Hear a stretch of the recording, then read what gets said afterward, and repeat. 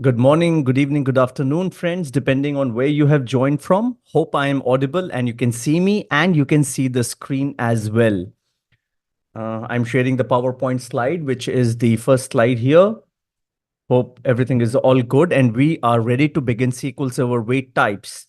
This is part 3. I know in some places on Zoom or probably somewhere in YouTube live, it's mentioned as part 2. So just to correct, this is part 3. I think in YouTube live streaming, it is showing up as part 2. Okay, so that's a correction out there. Before we begin, let's answer quick questions about today's content. Is it being recorded? Yes, it's getting recorded and it is going to be available in the webinar section on sqlmaestros.com.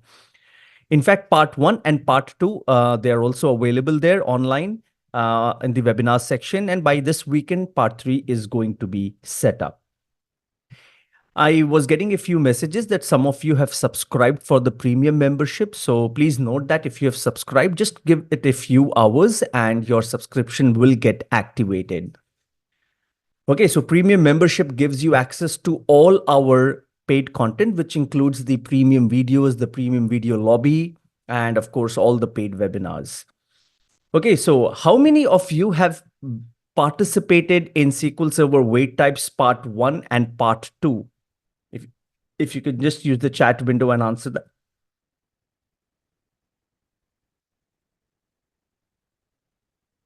How many of you were there in part 1 and part 2?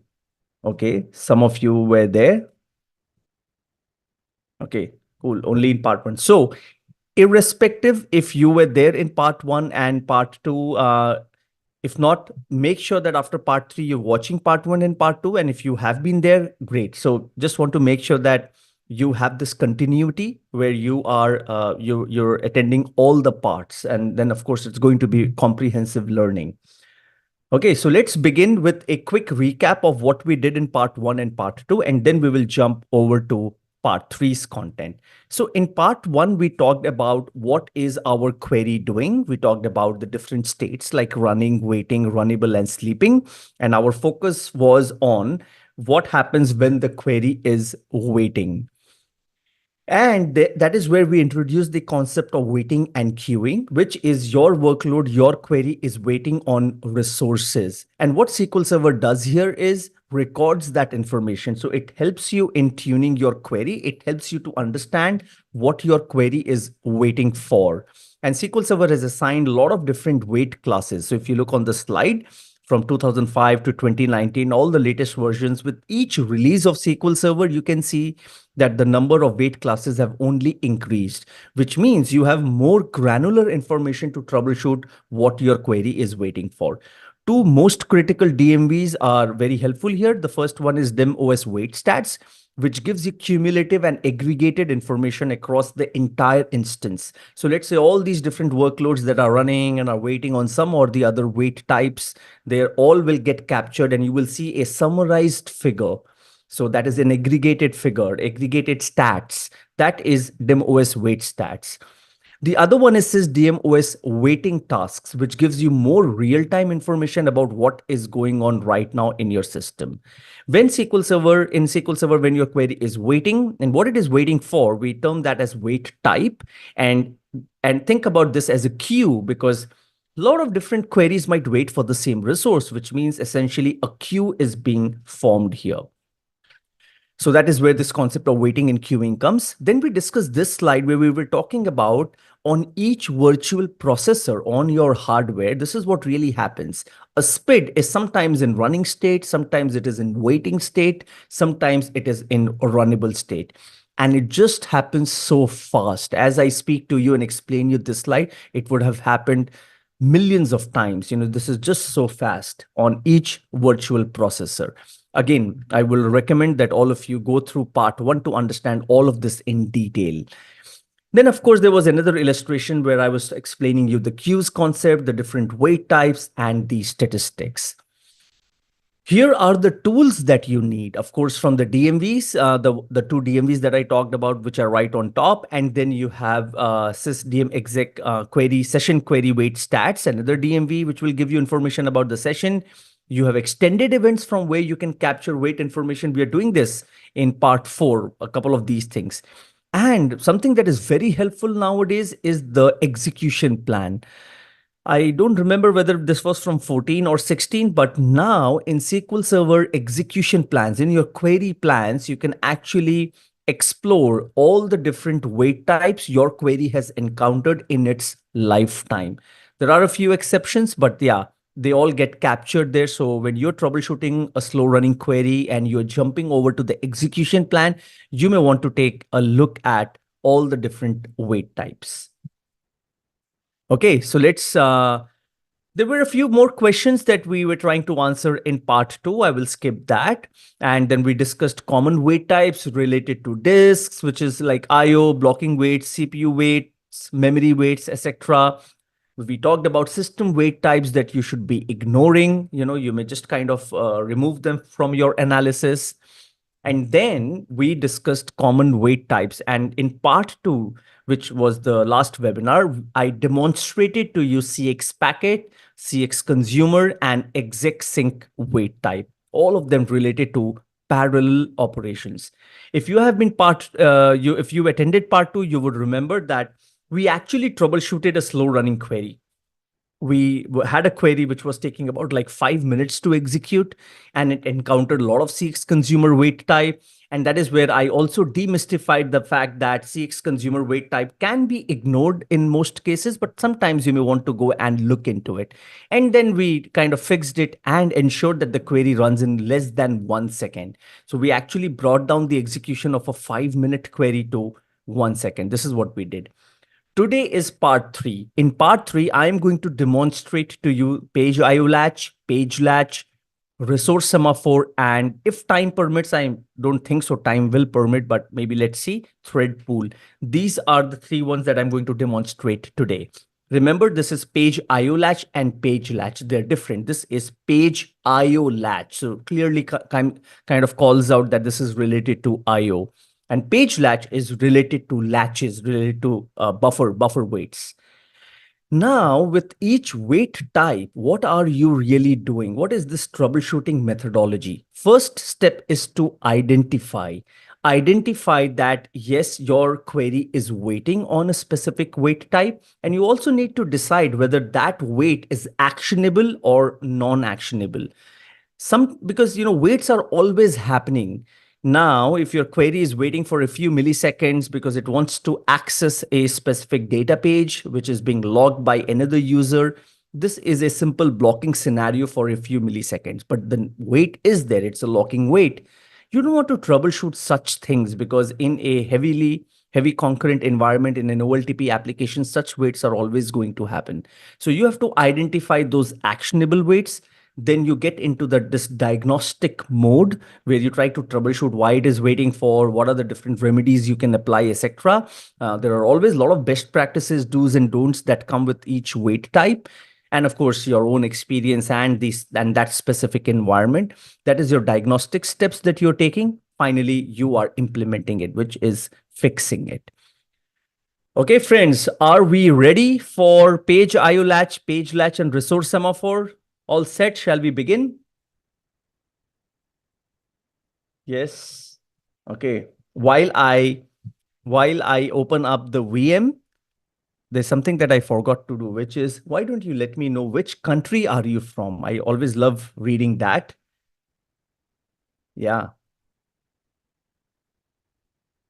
Okay, while you're doing that, I will run and start the VM and let's do this.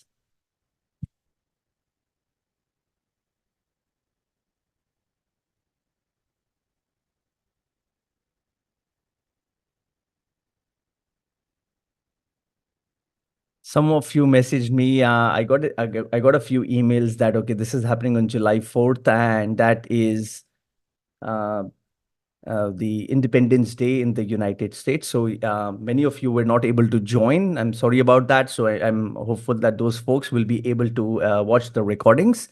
But yeah, anyway, for all our friends from the United States, wish you a very happy Independence Day.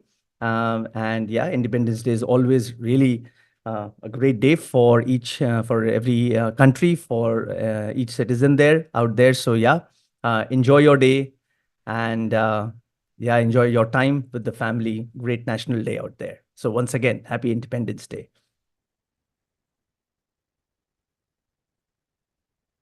Okay, friends, the VM is just booting up, and I will share that with you right away.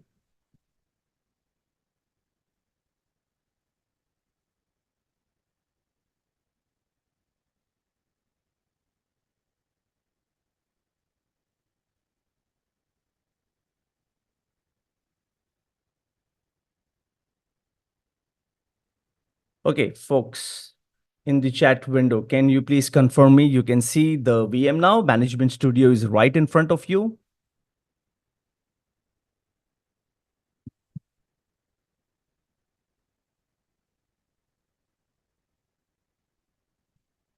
Okay, let me just close off all of this stuff. I was doing a lot of video content earlier in the day. Today we posted up another video, and I was like CX consumer is not showing up in properties window. We did all of that stuff. So I'll just close up all of these ones. A lot of windows were open. Let me close all of this. Too many. Okay. Okay, friends. So we are going to start with page IO latch. And let's jump down. I will pick up a few demos from our masterclass recordings. Masterclass content is 40 hours of deep dive stuff around SQL Server performance tuning. These are the modules which you can see. So this was delivered a few months back, this 40 hours class. The recordings of this is now available. So if you go to sqlmaestros.com and jump over to masterclass recordings, 40 hours, no, that's the one. You can subscribe and watch the content anytime, anywhere, as many times as you want, because this will give you lifetime subscription. This is only for folks who want to dive deep into SQL Server performance tuning. Okay, so I'm going to pick up a few demos from here. Let's jump over to common wait types in our module 1. And I am first showing you the page IO latch thing. Okay, so let's jump over to page IO latch. Now, if I look into DemOS waiting tasks and filter on wait type like page IO latch, now you know what this DMV is, real-time information. So let's go and execute this. You will see that there are no threads right now, no sessions that are waiting on this specific wait type, page IO latch. Now I am going to run some workload. So I'm just going to verify if my connection settings are all good. Okay, I am going to call this client workload, and this is going to add clients. How many clients are we adding? So I am going to create 10 users. We are going to simulate 10 users, which are going to run something, some select statement, some query, which is going to trigger a lot of page IO latch waits. Okay, so let's go and execute this. So you have 10 clients now. I am going to go back to SQL Server here, and let's go and execute. Let's just see. Look, are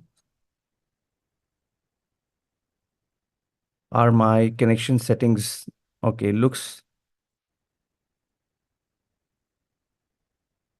like connection settings are not correct. So I'm just going to check this once more. This is okay.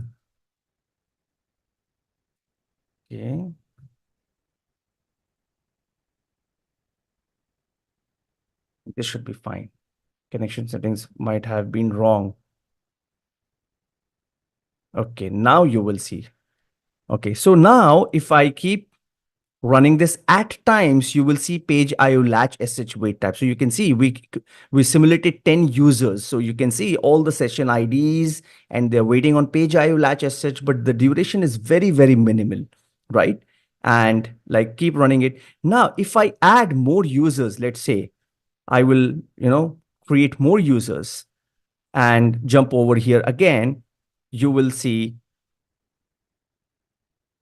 huge weights out there, right? Let's add another 20 users while this is running.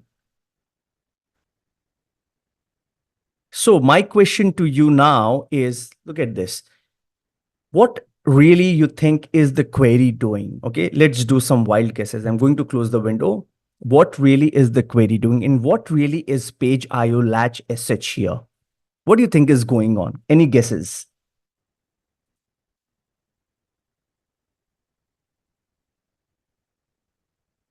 Okay, chat window. So I had about 20 to 30 users. I I kind of stress SQL Server. They were running some workload, and I go into waiting tasks and I see that many of these sessions were waiting on page IO latch SH. This is one of the most common wait types that will show up in your wait analysis. Okay, that's the first thing. Today, if you actually run in your SQL Server production environment and you want to see out all the, let's say, top 10 waits, you are going to see page IO latch. You're going to see a few lock related waits. You might see a lot of CX packet numbers out there. These are the common ones. Page IO latch here means it is definitely something to do with IO. In simple terms, it is your query trying to access a data page, which holds that data for the table. So it's like a simple select statement a simple select statement like select star from a table can also encounter this wait type, page IO latch. Now, page ILO simply here means that someone is trying to access a data page which resides on the disk. But we should note this, that it necessarily does not occur only when we are talking about physical IO, because a page is being read from disk into memory. So it is that request to acquire a latch on the page which is in the memory, which is a read attempt to read the data, the contents of that page in memory. That is your page IO latch. SH here stands for shared, which means what is the query really wanting to do? If it's a select statement, it wants to read the data, which means it wants to have that shared access. So that is what SH means. You also have something like EX and update UP, which is related to modifying the data on the page. But right now, our queries are only wanting to read the data. Now, what I want to do is show up. I will show up this query to you. What query did I really run to create so many weights related to page IO latch? So let's just open this one and show it. So what you can see here is this is the workload that I ran. Okay, what do you think this workload is doing? What do you think this workload is doing? I mean, just looking at this, it's generating, what is it doing? It's doing a lot of fill in the blanks. It's doing a lot of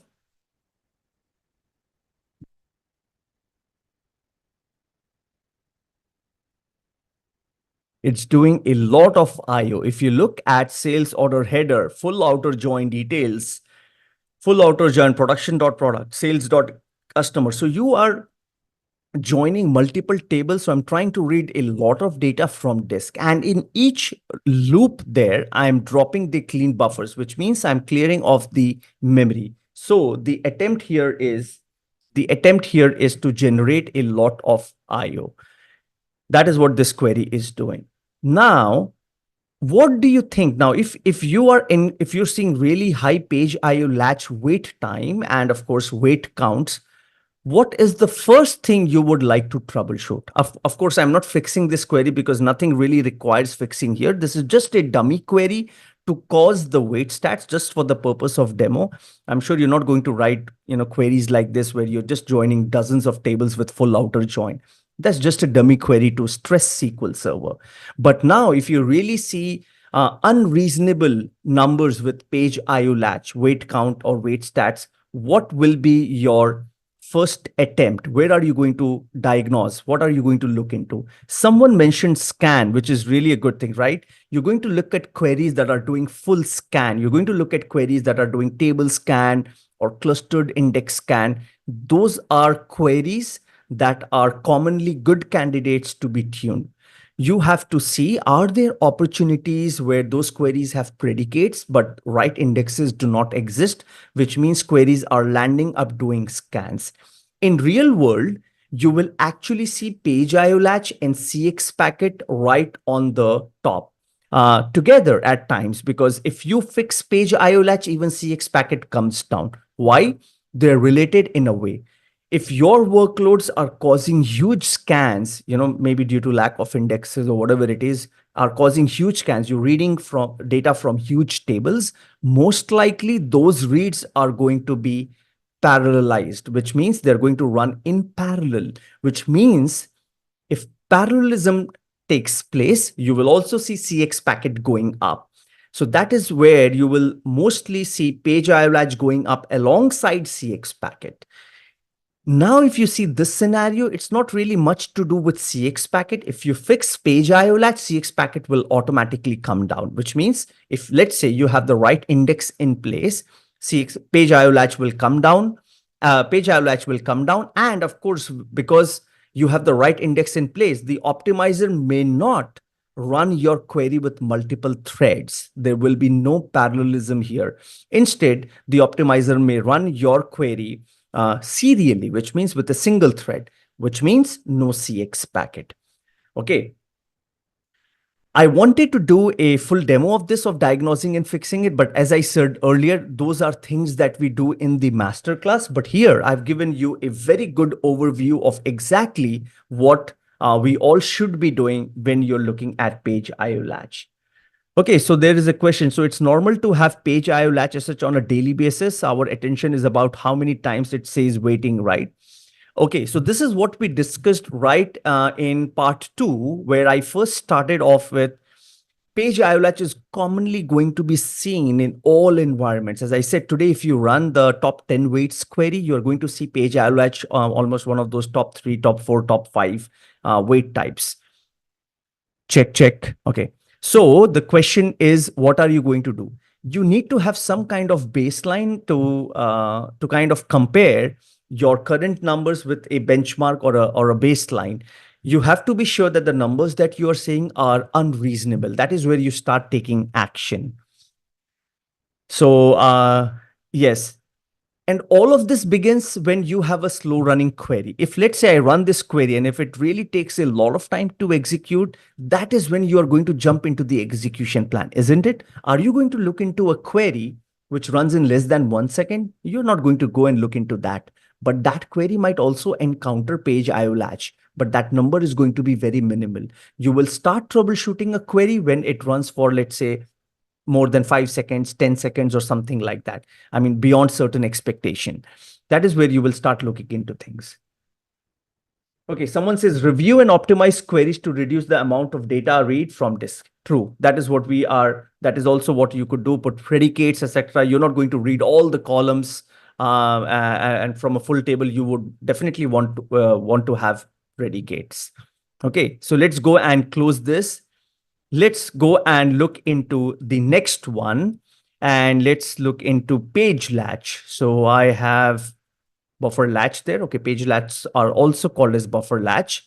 And I want to make sure that I fix this up here as well. Looks like the server names have changed. Okay, now I am going to open up buffer latch here. Let's touch this again. Okay, so let's go and execute this.